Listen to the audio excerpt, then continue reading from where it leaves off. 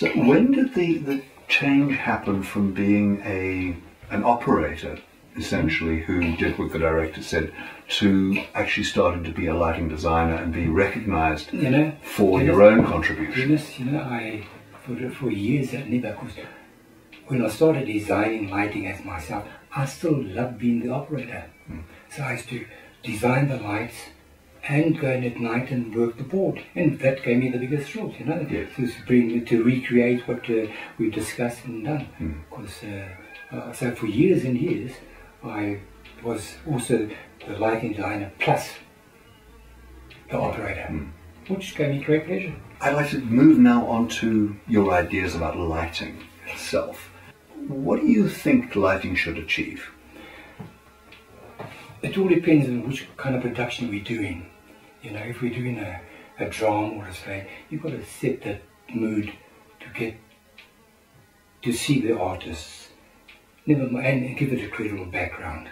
If you're doing a ballet, you've got to light it so that you're getting all the movements, and you don't have the spots up, have it above the stage, and you do cross lighting and their legs. And an operator, you get a big feel that also mood changes and what have you. And then the spectacular shows where you do the chases and the bing bangs and the flashes and all that. So it's all different things when you're doing the lighting. Right. But when it comes to the best is doing a drama show, and to try and get the artist's eyes to light up and to keep the background down a little bit, and to set that mood. I think that to me was the biggest challenge. Do you have a trick up your sleeve for lighting up eyes and not lighting the background? No, it is very, very difficult. Were you inspired by any other designers? Oh yes, listen, I'm inspired by, I say in this country, we've got dozens of lighting designers. We've got met and I've got the greatest admiration for. There's the Manny Mannums and Stan Knights, Dennis Hutchisons, and Joe Baker and John Baker in Cape Town, and all these people I've met, and it's fine. I see their work and what they produce and say, and I marvel at it. I said, gee, I wish I could have done something like that. Well, from what I've heard, you did. Well, I tried. Well, I say a lot of stuff you pick up from other people, and you use it because why not? It's there to be used. You see some effect that, gee, that looks great. Oh, I'll use that, and have a little bit of backlight coming in, a little bit of side light coming over. Yeah, oh no, that was quite nice. I'd like to talk to you about your process of lighting when you actually sit down to light a show. Well, I'll draw up a plan. First of all, I discuss it with the director and the set designer, sometimes the costume designer.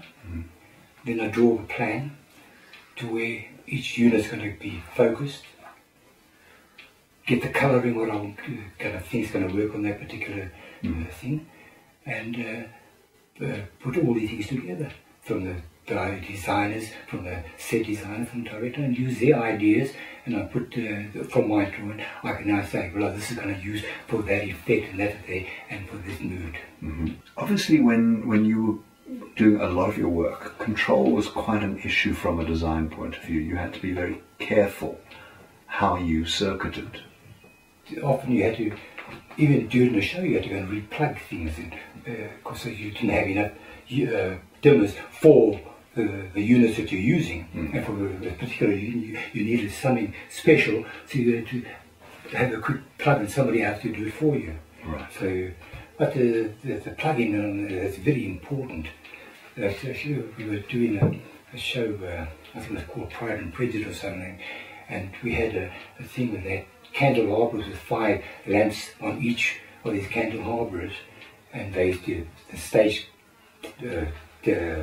guys to plug these plugs in, and then the cue would come that the guy with the hoodie switch these things off in sequence, and the stage manager looking through and holding the thing. She said, "Go cue," and they went this, and they plugged the things in wrong. So they put the thing here, and that light went out over there. David gets relaxed, and he says, "No, this is no wrong," and you're going like this, and all the plugging goes wrong, and he says, "Oh," he says, "There's strong wind in here tonight." Well, yeah, I get the wrong plug-in, you can get in a lot of trouble. Yeah. That must be an actor's nightmare. Yeah. Yeah. Now, Joe, you must have seen enormous changes in equipment from before the 23. No, it was unbelievable. You know, to suddenly get a spotlight with you. It's more than just a spotlight. It's a spotlight, and it's a Freedman, and it's a flood, and you can adjust. And then, but I mean, even later on, when these intelligent lights came out, I couldn't believe it. You know, that you could program a thing in it to change its iris and its color, and I said, no, this is beyond me. You know, so I'm used to the little pull up, make a spot small by putting up a lever. Yeah. Well, you say it's beyond you, but as far as I know, you were one of the first designers in this country to use moving lights. Yes, no, I was very, very proud of that. Well, I was worried about it, but when I got into it, I said, this is good. But I learned about it. I was lucky enough. I was with a show. I got into Vienna at the Opera House, and I became friendly with the chief lighting technician. And he took me backstage, and we were watching an opera. And at the interval time, he went onto the stage, and he had his microphone and he spoke to the guy, and he said, "Move that light over here." And all these lights were really intelligent lighting, and he could reset his whole thing. I said, "Gee, what's happening around here now?" You know. And then he speak to them, and the guys inside wings would refocus the lights. I said, in interval time, and he's reset his whole rig again. I said, "Oh, this is something new to me." Yeah, it was wonderful. But then the intelligent lighting, I think it's absolutely brilliant. And they're progressing every day, and it's getting more and more. They do a fade within a fade within a fade within the program that allows to do its own little story. No, I think it's wonderful. Okay, so you're not scared of them? No, I think it's the future.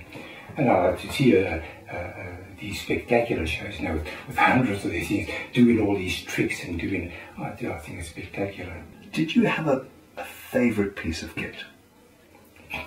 Well, I think that the dimmer is my favourite piece of kit, because just by moving a lever or thing, you can put a whole different mood on the whole thing. You can have something soft or have it bright. And I think the dimmer has been, to me, is the thing in the theatre, for lighting wise. And I think that, with all the new equipment, the electronic dimmer is, to me, the best. I know you say that you've enjoyed every show you've ever worked on, which I think is astonishing. If you think back on your work, is there a design that you're particularly proud of? Well, I mean, on the wall behind you, I see awards for a whole bunch of shows. Yes, well, after every one of them, every effect or every mood that I've set, I've got a feeling for it, and I can't say that one has given me greater pleasure than the other one. But I say every time I've done something, and if it comes out better than I thought, I say, "Oh gee, I'll keep that into my mind," you know. And that was, but every effect or every mood that I've set, I cherish that. And if you were going to offer some advice to younger designers, what would it be? I'd say, well, nowadays they got all these modern, the technical colleges and it's a good thing to learn all the basics in it. But I say, work with a good technician who knows the ropes anyway, because that's where you're going to learn the most, with the hands-on job, working with somebody who's been part of it the whole time. Great. Joe, thank you.